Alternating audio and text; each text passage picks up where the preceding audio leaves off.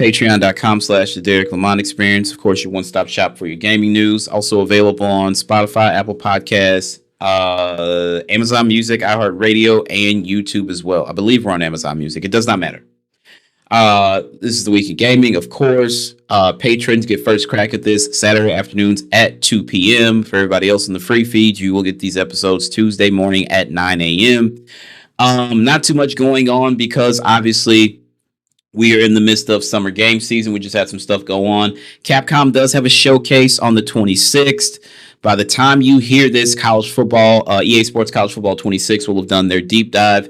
That will be on the YouTube channel, and that will also be on video podcasts on Spotify. Everywhere else it'll be audio, but if you want to see the video, then just go to the YouTube channel, obviously Patreon as well. Somebody else has something coming up. I can't remember who it was, but Capcom is June 26th, so I'll be covering that. But yeah, that's what's going on in gaming. But let's get right down to brass tacks. Again, not a lot of news because this is a slower season because most of the big stuff is packed into the big shows. We're going to start this off with grain of salt, which we usually do when we have stories like this. This comes from Screen Time on Twitter via Jeff Grubb. Jeff Grubb is almost never right, so I'm just saying, obviously, take this with a grain of salt. You know that. That's why we do this portion of the show. New unannounced Greek God of War game has reportedly been pushed to 2026. Well, I'm not surprised there because, number one, we did not know if that game was actually coming. Let's just start there. Do we want the Greek God of War game? Of course we do. Again, take this with a grain of salt. The reason I don't believe this is because we know Sony Santa Monica has another IP in development right now. I would assume that would come first, but for God of War, they could reuse assets. Obviously, they've been working on the PlayStation 5 because they have God of War Ragnarok. If this game is coming, I would strongly hope that it's PlayStation 5 only. You do not need to scale back to the PlayStation 4. Let's just be very fucking clear about that. This needs to be on the PlayStation 5 only. I don't need this on the PlayStation 4. There's no point for that. We have to leave last generation behind at some point, and we are 5 years into the generation. You got to stop. You got to stop. Yeah, they could reuse assets if possible, but we do know that there is a whole new IP in development at Sony Santa Monica, and that's being held. That game is being led by Cory Barlog, so I'm excited to see that. Here's why I don't believe this. Ghost of Yote is coming this year. I want to say we saw it in a state of play either very early this year or late last year. I can't remember. Sony said that they were going to stop showing games so early. Why? Because you end up with a situation like Wolverine. We saw the Wolverine teaser in September of 2021, and we still don't know when that game is coming out. The only other thing we've seen from that game is when Insomniac was hacked, right? So we don't know when that game is coming. And they showed the Knights of the Old Republic remake teaser. That game is probably vaporware, probably does not exist. I'm trying to think of what else that they showed way too early that didn't come. I mean, if you want to be technical, we saw Final Fantasy VII Remake, just a teaser trailer for that at E3 2016, and that game had to restart development. I forget the studio that Square Enix originally gave it to, but it didn't work out, so they had to restart development. But it did come out in 2020. It came out Easter weekend. I do remember that because that's essentially what I did that weekend because of COVID. Yeah, but a new God of War game next year, I don't know, man. I truthfully don't believe this. I truthfully don't. And Jeff Grubb has been known to be extremely wrong lately. Like, oh, Sony's planning a summer showcase, or they're going back and forth about whether it should be a summer showcase or it should just be a state of play. And guess what? We got a fucking state of play, a bad state of play at that. So I don't know, man. We'll see. But again, take this with a grain of salt until we get some actual confirmation or see something from Sony, which I believe if this game was really coming in 2026, we would have got a hint of it at some point during the Sony State of Play. In other news, also take this with a grain of salt. This is coming from VideoGamesChronicle.com. It seems like Xbox is once again left out of the party. If this is true, PS5 Stellar Blade is reportedly coming to the Nintendo Switch 2. Shift Up is reportedly working on a Nintendo port following the recent Stellar Blade PC release. According to this new report, which claims the Stellar Blade developer Shift Up is currently developing a Switch 2 port of the game following its massive Steam success. According to Playform, translated from Korean, the popular action game is currently in development for Nintendo's new console. This comes as developer Shift Up gifted hundreds of Nintendo Switch 2 systems to its employees. There might be something here. Developer Shift Up told Playform that, quote, nothing is confirmed regarding the development of a Switch 2 version, but that it was reviewing various possibilities internally. Sony Interactive Entertainment published Stellar Blade on both PC and PS5. However, it's unknown if Sony will also publish a Switch version. While Sony has published some titles on Nintendo's platform, it has yet to port its titles to the handheld system widely. I do believe Sony owns the IP for this, so this will be very interesting. Due to the Nintendo Switch's 2 increased power, numerous modern third-party games have been announced for Nintendo's handheld, and many more are expected to follow, which could suggest that Sony plans to port some legacy titles to the machine. Third-party hits like Elden Ring and Final Fantasy VII Remake Integrate are coming to Nintendo's platform, with open-world games like Cyberpunk 2077 already available on Switch 2. Yes, I have played Final Fantasy VII Remake on PlayStation 4, Integrate on PlayStation 5. I don't have it on PC. I'm definitely getting it for the Switch when it comes out. And I'm going to play it on the Xbox Series X also when that comes out. So, very happy about that. Stellar Blade has enjoyed success since its move to Steam. The game, which was released on the platform last week, has quickly become PlayStation's biggest PC single-player success. There's a lot of perverts out there. There's a lot of perverts modding. I heard that they made Eve pregnant and put her in a bikini. Very disgusting. Well, you know what? I don't kink shame, but there's just a lot of shit going on there. I'm sorry. I apologize. Earlier this year, Stellar Blade Shift Up confirmed it's planning a sequel to the PS5 action game with a projected release window that's sooner than many might have expected. So, I don't know. Keep your eyes out for that. Again, as always, take all of this with a grain of salt until it's actually confirmed. In other news, we're going to move right along to the Xbox Game Pass titles for June, including Rematch, FBC Firebreak, and more. Second wave of Xbox Game Pass games for June includes Rematch, Call of Duty World War II, and multiple Blizzard games. Game Pass Ultimate, let's see. FBC Firebreak, Cloud, PC, Xbox Series X and S. Game Pass Ultimate, PC Game Pass. Crash Bandicoot 4, It's About Time, console and PC. That's on Game Pass Ultimate, PC Game Pass, and Game Pass Standard. Lost in Random, The Eternal Die, Cloud, PC, Xbox Series X and S, Game Pass Ultimate, Game Pass for PC as well. Coming soon to Xbox Game Pass, Star Trucker, coming to Xbox Series X and S on June 18th. By the time you guys hear this, this will be out. Wild Frost is coming to console, also June 18th. Again, by the time you hear this, it'll be out. Now with Game Pass Standard, Cloud, Rematch, which is the soccer game made by Slow Clap, the studio that did Sifu. That's on Cloud, PC, Xbox Series X and S, and that is June 19th. Game Pass Ultimate PC, Game Pass as well. Volcano Princess, Cloud, console and PC, June 24th. Game Pass Ultimate, PC Game Pass. Against the Storm, Cloud and console, June 26th. Game Pass Ultimate.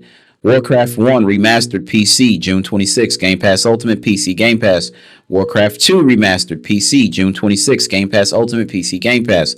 Warcraft 3 Reforged PC, June 26th. Game Pass Ultimate, PC Game Pass. Call of Duty World War II, console and PC, June 30th. Game Pass Ultimate, PC Game Pass, and Game Pass Standard. That's actually one of my favorite Call of Duty games, so I'm going to definitely check that out. Little Nightmares 2, Cloud, console, and PC, July 1st. Game Pass Ultimate, PC Game Pass, and Game Pass Standard. Rise of the Tomb Raider, Cloud, console, and PC, July 1st. Game Pass Ultimate, PC Game Pass, Game Pass Standard. Microsoft has also announced the following games will be leaving Game Pass soon. Arcade Paradise is currently on Cloud, console, and PC. Journey to the Savage Planet, Cloud, console, and PC. My Friend Peppa Pig, my God, Cloud, console, and PC. Robin Hood Sherwood Builders, Cloud, console, and PC. SteamWorld Dig, Cloud and console. SteamWorld Dig 2, console and PC. So those games, the last batch, are going to be leaving Game Pass pretty soon. So if you want to play those, you better jump on and play them right now. Now that we've got that out of the way, we're going to go to our top story. This one is very, very crazy. I'm not going to say I didn't see this coming. I'm not going to say that the issues that came out about this game shortly ago, some things that we found out, I'm not very surprised that this had something to do with it. Marathon.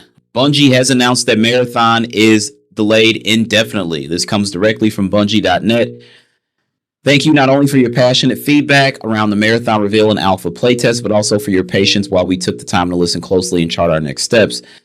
Through every comment and real time conversation, on social media and Discord, your voice has been strong and clear. We've taken this to heart, and we know we need more time to craft Marathon into the game that truly reflects your passion. After much discussion with our dev team, we've made a decision to delay the September 23rd release. The alpha test created an opportunity for us to calibrate and focus the game on what will make it uniquely compelling: survival under pressure, mystery, and lore around every corner, raid-like in-game challenges, and Bungie's genre-defining FPS combat. We're using this time to empower the team to create the intense, high-stake experience that a title like Marathon is built around. Whatever. This means deepening the relationship between the developers and the game's most important voices, our players. Over the next few months, we'll continue closed testing, including participants from the alpha, to deploy gameplay updates and test new features as they come online. Some of our immediate focus areas will be upping the survival game, more challenging, engaging AI encounters, more rewarding runs with new types of loot and dynamic events, making combat more tense and strategic, doubling down on the Marathon universe, increased visual fidelity, more narrative and environmental storytelling to discover and interact with, a darker tone that delivers on themes of the original trilogy, adding more social experiences, a better player experience for solos and duos. Prox chat so social stories can. I'm sorry, Prox chat so social stories can come to life. Again, you'll hear from us again later this fall when we can share the progress we've made alongside the game's new release date. Thank you again for your patience and, much more importantly, your passion. Your continued feedback will help us make Marathon the incredible gaming experience we all know it can be. And that's from the good folks over at Bungie. I'm going to tell you right now, if they think this game is coming before the end of 2025, they're crazy. I would not be surprised if this game is just shelved. The problem is they've spent quite a bit of money in development, so they have to get it out. They almost want to get it out. They are fucked. By the end of 26, Bungie will not be operating independently from Sony. They will be under PlayStation Studios. Sony acquired Bungie, and let's be completely honest, it was a response to Microsoft acquiring Activision Blizzard King. Sony acquired Bungie shortly after that Microsoft deal was announced. $3 billion. $3 billion fucking headache, if you ask me. I've brought this up many times, and I'm going to continue to bring it up. The Naughty Dog has earned our trust. Since Crash Bandicoot, Jak and Daxter, Uncharted, and The Last of Us. If they wanted to create, and also just give them their credit for what they did with factions in the first Last of Us game. If they wanted to create an online factions for Naughty Dog fans, so be it. Now, of course, they're like, oh, we would have had to have pivoted to a studio that supports live service games and we make single player narrative driven story games. That's fine, whatever. We all know what happened. Bungie took a look at the game because it's well documented. Bungie basically took a look at the game and told the people at PlayStation, hey, it looks really good. I'm not going to lie, but you're not going to make any money off of this game. It's just, it doesn't have what you need. This same Bungie studio turned around and missed a profit margin they had to hit on a Destiny 2 expansion. They've been looking over the landscape of basically all of Sony's live service offerings that were in development. If Jim Ryan was pushed out the door, I wish that we can get a time machine and take us back in history so I can push his ass out the door a little fucking harder. Jim Ryan has effectively made the PlayStation 5 generation one of the worst generations in PlayStation history because he wanted all these live service titles, and look at where we are now. Look at where we are now. The PlayStation 5 and the PlayStation 5 Pro are amazing pieces of technology. But Jim Ryan destroyed them, and Bungie played a part as well. Every game does not have to be open world, 100 hours to be a good game. Every game does not have to be live service battle royale, capture the flag, or anything like that to be a good game. Linear games are okay. Don't let people tell you otherwise. This is a mistake. I don't want anybody to lose their job. Let me be very fucking clear about that. But Bungie needs to be brought under control. They need somebody with experience running the place. I don't think Herman Hulst should still be running PlayStation Studios, but hey, that's just me. I just don't like. What have you accomplished? Like, Killzone is a good game. It's a good franchise. Don't get me wrong, but it wasn't just like beating down. Like in a world of first person shooters, when you think first person shooter, you think Call of Duty first. You don't think Killzone. That was their claim to fame up until Horizon, and then Horizon went fucking bonkers. Great game, great world to play in, and all of a sudden, oh well, you know what? Maybe we should let Herman run PlayStation Studios. That makes no sense whatsoever. Whatsoever. Um, we need guys like Sean Layden, Andrew House back up a PlayStation. Jim Ryan destroyed everything. I just don't like this. This is going to be one of the worst generations. This is the worst generation, obviously, since the PlayStation 3 generation, because the PlayStation 4 generation is absolutely legendary. But what they've done, Jim Ryan, Bungie, and the idiots in charge of Sony have made this tech basically obsolete. That's why if this new God of War game is real, it does not need to be released for PlayStation 4. Like, let's be fucking for real, all right? So, I don't know. I don't know. But if this game doesn't get released, I would not be surprised. Would not be surprised. Anyway, speaking of Herman Hulst, our next story comes from our good friends over at GamesRadar.com. PlayStation boss Herman Hulst wants to develop Astro Bot into an enduring series, calling it one of the console's most exciting recent successes. PlayStation Crash Bandicoot was effectively the first PlayStation mascot, but we found out that they actually did not own the IP, right? Activision does, and now it's property of Microsoft. They tried with Sackboy. They've tried with many people, many game characters. I'm sorry. Astro Bot feels like it could be the mascot for PlayStation. It's PlayStation's Mario. It's PlayStation's Mario Brothers. PlayStation boss Herman Hulst has praised Astro Bot, calling it one of PlayStation's most exciting recent successes. Astro Bot was a breath of fresh air for Sony's first-party output, which has been relegated to cinematic third-person action games for the longest time. Embodied the spirit of Japan Studio. Japan Studio getting shut down is probably the biggest blunder of Sony of the 2020s, if you ask me. Since then, the game has become one of the most beloved platformers of all time, winning Game of the Year at the BAFTAs and the Game Awards. Sony Interactive Entertainment Business Group CEO Herman Hulst gives the game praise during a recent video presentation. During the talk, he called Astro Bot one of PlayStation's most exciting recent successes. Hulst adds, quote, Astro Bot was a smash hit, achieving universal acclaim among players and critics in sweeping industry award shows. When speaking about growing game IP into franchises, Astro Bot is listed as an emerging IP, hopefully meaning that we should be getting more in the Astro future. I mean, well, there's Astro's Playroom. There was the Astro game on the VR game on the PlayStation 4. And then we had Astro's Playroom, basically a tech demo for the PlayStation 5. Hey, Nintendo, pay attention. That's how you launch a console. You don't make somebody pay $10 for a game that should be a pack-in that's a fucking tutorial of the console. That's stupid. Anyway, hopefully the success of Astro Bot shows PlayStation the value in having franchises that don't quite fit into the prestige AAA mold or the live service world. After Japan Studio was shuttered in 2021, it meant the studio, which were constantly pumping out unique games and ideas, were all gone. The studio was merged into Team Asobi, an era where big Sony series are taking longer to come out. The PS5 generation will almost probably be over by the next time Naughty Dog releases their next game. I think that Intergalactic is going to be a cross-gen game. I think it'll be PlayStation 5 and PlayStation 6. It'll come out on PlayStation 5, and then we'll get like the remaster on the PlayStation 6. I don't know. Little games like Ape Escape, Gravity Rush, and Patapon would go down a treat. I could do for another Gravity Rush. I've never liked Ape Escape. I've never liked Patapon. I think they're very... Never mind. I'll stop right there. They're not for me. That's what I'll say. They are not for me.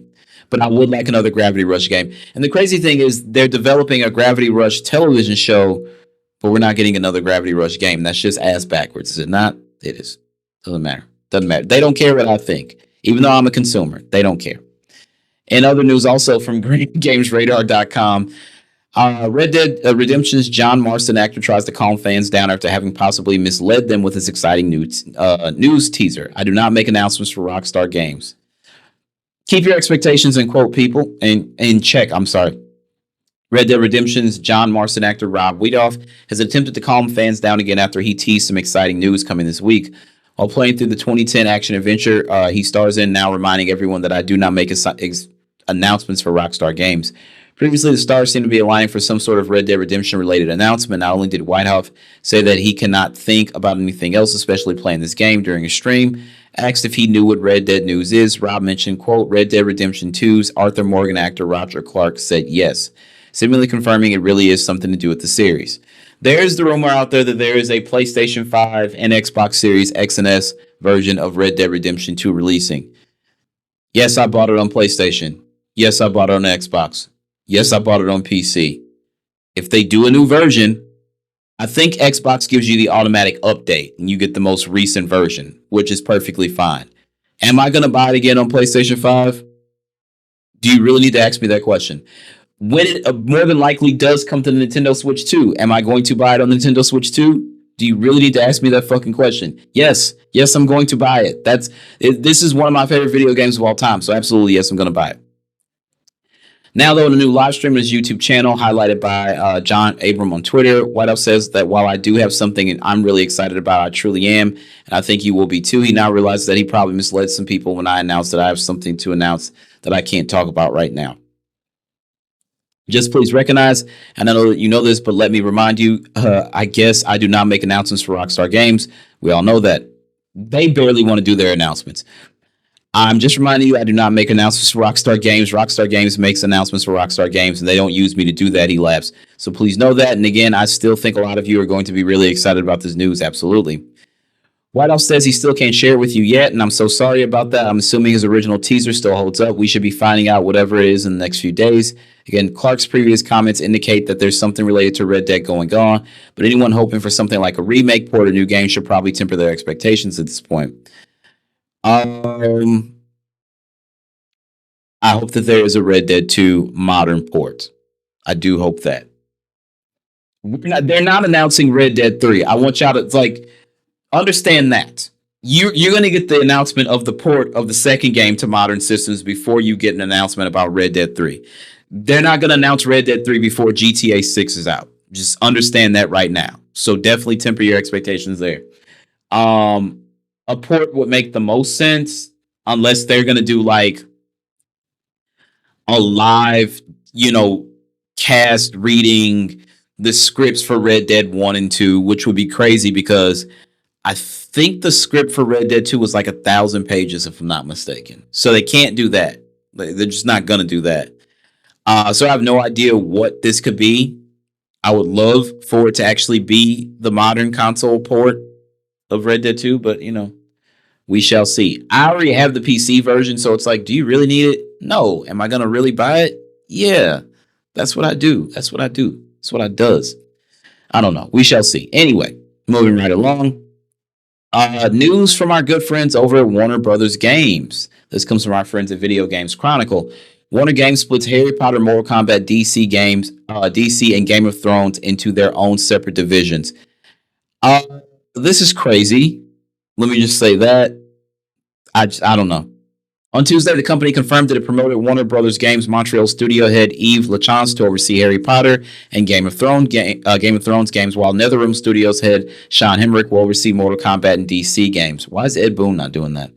The restructuring comes during a period of significant overhaul at Warner Brothers Games division. Earlier this year, Warner Brothers Interactive president David Haddad left the company following a 12-year tenure. Warner then announced last month that it was closing 3 internal game development studios and canceling its Wonder Woman game. Middle-earth, Shadow of Mordor, and Shadow of War studio Monolith Productions shut down with its in-development Wonder Woman game axed. Multiverses studio Player First Games and mobile-focused studio WB San Diego were also closed. I'm going to pause right there. A lot of mobile studios are closing. Why? Because everybody thought mobile gaming was going to be much bigger than it actually turned out to be. Like, people literally like, yeah, we can play games on our iPhones now, so consoles are going to die. And I was like, y'all are nuts. That's going to drain your battery, and the screen is small. Nobody really wants to do that. No, consoles are dead. All right, we'll see. We'll see how that works out for you. And here we are. Mobile studios are getting closed everywhere. Just wanted to point that out. Parent Warner Brothers Discovery announced this month plans to split into 2 companies by mid-2026. Warner Brothers Streaming and Studios, and WBD Global Networks, with games coming under the Streaming and Studios company. Quote, our company is home to some of the biggest franchises in the world, and we are optimizing our team structure to develop long-term franchise roadmaps to delight players and fans of Harry Potter, Game of Thrones, Mortal Kombat, and DC games. J.B. Perrette, Warner Brothers Discovery CEO of Global Streaming and Games, told Variety. Quote, we are very fortunate to have a strong stable of development and technology talent. You really don't. Eve, Sean, and Steven are respected leaders with excellent track records in their areas of expertise. So you say. I'm looking forward to working closely with them and the team as we work to make the best games possible for our key franchises. End quote. I'm not going to say it's a mistake. I get it. But at the same time, just fucking make good games, bro. Nobody cares. Like, nobody cares. Do you think the average consumer cares about the internal structuring of a company? No. They just want to see what the game is supposed to look like, get periodic updates on it, get a release date, have the game actually go gold and meet the release date, and then be able to play it and hope that it's not complete dog shit. That's all gamers care about. It's literally all they care about. This is a lot of posturing and talking for a bunch of nothing. You could have done this shit and just kept it. Like, if you want to announce that these guys are in charge now, whatever. Yeah, that's the type of news that does go to Variety. But nobody really gives a fuck. Just give us the next Harry Potter game.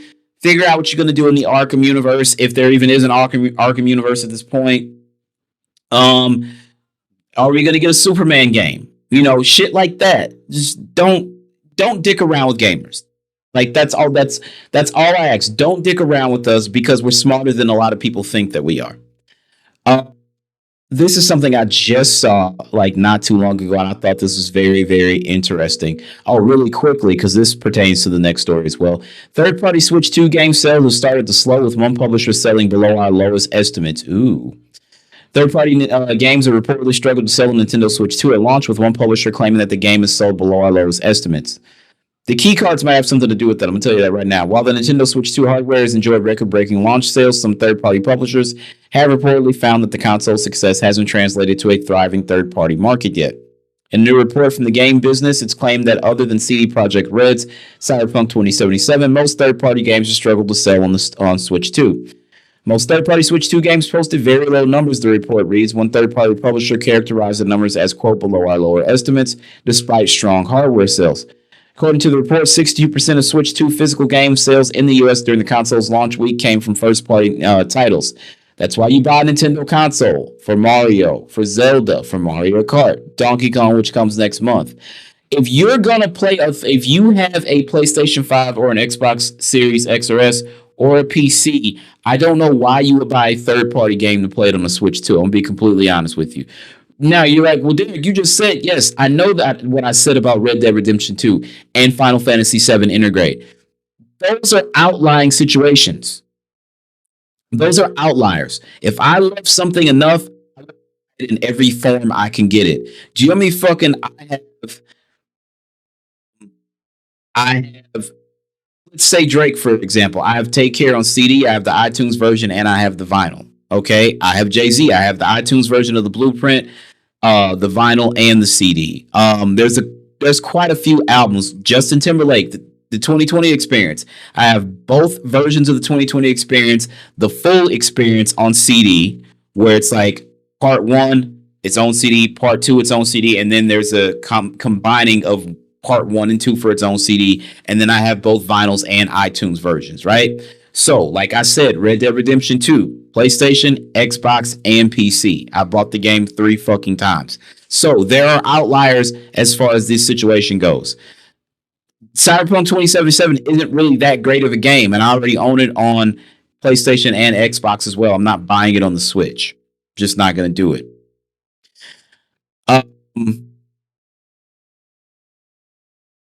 As far as the first party sales, Mario Kart bundle, which accounted for the vast majority of console sales in the region, that's the bundle. That's the one I got. The bundle made more sense because Mario Kart is $80 fucking on its own. So yes, if you were able to get your hands on the bundle, get the bundle. Do not just buy the console, because the console costs $450 on its own. By the time you pay sales tax, you've nearly paid for the bundle. You might as well just go ahead and get the goddamn bundle. According to Circana data, the three best-selling physical games in the US during the Switch 2's launch week were Mario Kart World, Cyberpunk 2077, The Legend of Zelda, Tears of the Kingdom Nintendo Switch 2 Edition. Let me tell you about this. Breath of the Wild and the Tears of Kingdom Switch 2 editions, magnifique. See magnifique. Absolutely incredible. Nielsen IQ data shows that in the UK, 86% of Switch 2 physical games sold in the UK during launch week were first-party games. If the Mario Kart World bundle is included, if it's excluded, the figure is 48%. Cyberpunk 2077 was the best-selling third-party game in the UK during the system's launch week. There are numerous potential reasons for the relatively slow start for third-party games on Switch 2. Well, because most people have already played them on PlayStation or Xbox, and in some cases PC. That's why. The high attach rate for Mario Kart World implies that a lot of players are happy enough to play that for now and explore the rest of the lineup once they're done with Mario Kart. Switch 2's backwards compatibility also means players have a number of other games they can play at launch, most notably the 12 first-party Switch games that were given free updates improving them on the Switch 2. They look good and they run good on the Switch 2, I will tell you that. The lack of media reviews of third-party Switch 2 games and the resistance by some players to accept the game keycard format, what did I say? Could also have contributed to low third-party launch sales. There's no point for me to go buy a game keycard when I just still have to download the game. That makes no sense. The majority of third-party Switch 2 launch titles were also ports of games that have been released earlier on other consoles, meaning it's likely that players who wanted those games had already found a way to buy them by now. It remains to be seen then how third-party games will fare on the Switch 2 once the launch window is behind it, particularly when it comes to multi-format games that release on Switch 2 on the same day as other systems. In general terms, launch lineups aside, third-party titles have often struggled to find huge success on Nintendo platforms in recent years. This is due to several factors, including the fact that many core players will own other, often more powerful hardware as well as the Nintendo console. Despite third-party sales issues, Nintendo Switch 2 is off to an extremely strong start. In the US, the system enjoyed the biggest launch ever for a video game console, beating out the PlayStation 4. Congratulations to Nintendo. The success story of the Nintendo Switch 2 is much the same in Japan, where it enjoyed a huge launch. Famitsu sales data shows the Switch 2 has sold 931 consoles in its first 4 days in Japan. Congratulations, definitely. Last week, Nintendo announced that the Switch 2 had sold 3.5 million units globally in its first 4 days, and 4.5 million units in its first 7 weeks. It hasn't been 7 weeks. It came out on June the 5th. Who this? It hasn't been 7 fucking weeks. Some of these consoles suffer from significant stock shortages, and Microsoft consoles are just suffering as is. Somebody's like, whoever at VGC, you got it. Like, this is what an editor's for. That's all I'm saying. Somebody's got to proofread this stuff. But again, congratulations to the good folks over at Nintendo. I'm certainly enjoying the Switch 2, and I hope that everybody else is as well. Now, this is very interesting. This is also coming from VideoGamesChronicle.com. A poster for Metroid Prime 4 Beyond has been spotted in the London Underground, which claims the game is out now. An image of the ad captured by VGC at Oxford Circus Tube Station in London gives information on Metroid Prime 4, along with an out now message. At the time of the writing, Metroid Prime 4 Beyond doesn't have a release date, and the game hasn't been shadow dropped on the Nintendo Switch 2 eShop. How this game still doesn't have a release date is crazy. If you remember, Metroid Prime 4 was teased at E3 2017. In 2 years, that would be 10 years. They showed it at the Nintendo Direct where they showed off the Switch 2, and this game still has no release date. That is fucking crazy. VGC has visited the London Underground station in question and can confirm the poster does indeed say out now, as seen in our photo at the top of this article. However, we also spotted a similar Mario Kart World poster alongside of it, seen below, featuring the same out now message. It's therefore possible that whoever created the ads copied the template over for the Metroid Prime 4 ad and forgot to remove the out now part. This aside, it's still notable the game is getting such prominent advertising alongside soon-to-be-released Switch 2 games like Donkey Kong Bonanza and Super Mario Party Jamboree TV, suggesting that while the game isn't out now, a release date announcement could be on the way soon. Developed by Retro Studios for Nintendo Switch 2 and Nintendo Switch and Nintendo Switch 2, Metroid Prime 4 is set for release this year. The game will offer mouse controls on Nintendo Switch 2 and run at 120 frames per second. Nintendo made first made the surprise Metroid Prime 4 announcement during its E3 Direct presentation, June 13th of 2017. Told you. All that was revealed was a 43-second animation showing outer space and a 4 symbol appearing along with the message reading Metroid Prime 4 is now in development for Nintendo Switch. Until recently, however, nothing else was shown of the game. Mainly that's because in 2019, Nintendo revealed that the game had essentially been started all over again, with development moved from an unnamed team, reportedly Bandai Namco, to original Prime developer Retro Studios. I would have loved to have seen the Bandai Namco version of it. I would have liked to see that come to fruition. But that's just me. And then lastly, some news from Team Green, also from our friends over at VideoGamesChronicle.com. Looks like Xbox announces AMD deal for next-gen console, which will be fully backwards compatible. AMD will also be making, I believe, the chipset for the PlayStation 6. Keep that in mind. The news was shared in a brief video published on Tuesday in which Xbox President Sarah Bond pledged to deliver deeper visual quality, immersive gameplay, and AI-powered experiences. AMD chips power the current Xbox Series consoles as well as the upcoming Xbox-branded portable PC, the Xbox ROG Ally. The latter runs a new Xbox UI on top of Windows, allowing users to access other game stores such as Steam. It's possible Xbox's other future devices will adopt a similar approach. We've heard that this is what's going on, with Bond stating that Microsoft's gaming arm is working closely with the Windows team to ensure that Windows is the number one platform for gaming. This is a mistake. Quote, we've established a strategic multi-year agreement with AMD to co-engineer silicon across a portfolio of devices, including our next-generation Xbox consoles, Microsoft said in a statement. Together, we're delivering deeper visual quality, immersive gameplay, and AI-powered experiences grounded in a platform designed for players not tied to a single store or device and fully compatible with your existing Xbox games library.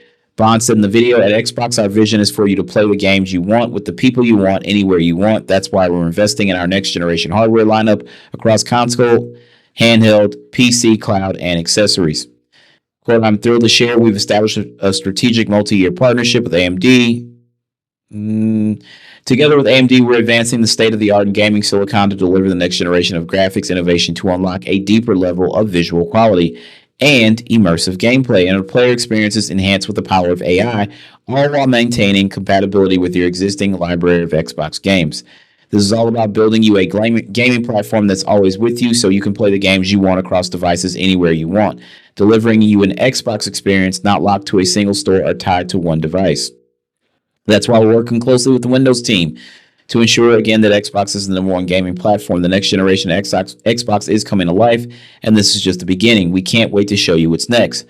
Microsoft has been targeting a 2028 launch window for its next Xbox console, according to a meeting transcript released as part of Microsoft's 2023 legal battle with the U.S. Federal Trade Commission, obviously over the Activision Blizzard acquisition. Increasingly, Microsoft has adopted a multi-platform approach for its first-party games, with many titles now releasing for PlayStation 5, close to or alongside their Xbox versions. Last November, Microsoft's gaming CEO Phil Spencer reiterated that the company won't rule out any first-party Xbox game potentially coming to other platforms in the future.